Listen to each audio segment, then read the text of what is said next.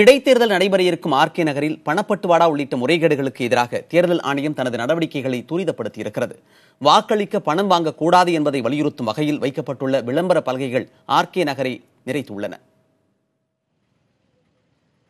மக்கள் கூடும் இடங்கள், தெருமுனைகள், பள்ளிகள், மருத்துவமனைகள் என ஆர்கே நகர் தொகுதியில் திரும்பிய பக்கமெல்லாம் தேர்தல் ஆணையத்தின் விளம்பர பலகைகளும் சுவரொட்டிகளும் நிரம்பியிருக்கின்றன. என்ன நடவடிக்கைகள் எடுத்தாலும் ஓட்டுக்கு பணம் வாங்க வேண்டுமா இல்லையா, தங்கள் ஓட்டு யாருக்கு என்பதை முடிவு செய்ய போகும் மக்கள் இந்த பேனர்களை எப்படி பார்க்கிறார்கள்?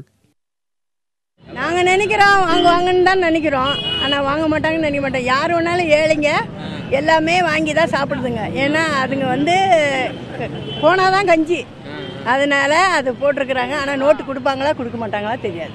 ஆனா நோட்டு கொடுத்தாலும் வாங்கினாலும் வாங்குவாங்க, வாங்காட்டாலும் இல்லை. ஆனா இந்த போஸ்ட் கட்டாயம் உண்டு, வைக்கணும். வச்சாதான் மக்களுக்கு கொஞ்சம் புரியும். அவசர யுகத்தில் தங்களை சுற்றி நடப்பவற்றை கண்டும் காணாமல் சென்றுவிடும் சூழலில் இப்படி பேனர்கள் வைப்பதால் என்ன ஏற்பட்டுவிடப் போகிறது என்ற கேள்விக்கு இப்படி பதிலளிக்கிறார் ஒரு பெண்மணி. குட்டும் தான் இருக்கிறாங்க, வாங்கிட்டு தான் இருக்கிறாங்க, வாங்காதே இருக்கிறாங்க. படிக்கிறவங்களுக்கு நல்லா தெரியுதுல்ல, படிக்காதவங்களுக்கு என்ன மாதிரி முட்டாளுக்கு தெரியலன்னா கூட அவங்களுக்கு தெரியுதுல்ல. தேர்தல் ஜனநாயகத்தை பாதுகாப்பதற்காக தேர்தல் ஆணையம் தன் பணிகளை நிறுத்தக்கூடாது என அழுத்தமாக கூறுகிறார் ஆர்கே நகரைச் சேர்ந்த சந்திரசேகர்.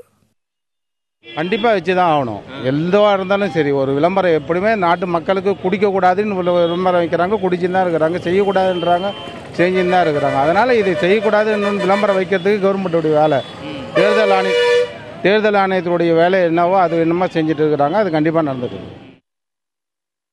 ஓட்டுக்கு பணம் என்ற ஜனநாயக நோயை குணப்படுத்தும் முயற்சியாகவே தேர்தல் ஆணையத்தின் இந்த நடவடிக்கை பார்க்கப்படுகிறது.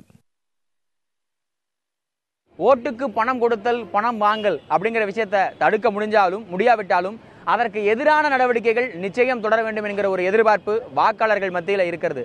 உண்மையில் அந்த எதிர்பார்ப்பு என்பது என்றைக்காவது ஒரு நாள் ஓட்டுக்கு பணமற்ற ஜனநாயகம் இங்கே உருவாகும் என்கிற நம்பிக்கை. புதிய தலைமுறைக்காக ஒளிப்பதிவாளர் பிரபுவுடன் விவேக் கணநாதன்.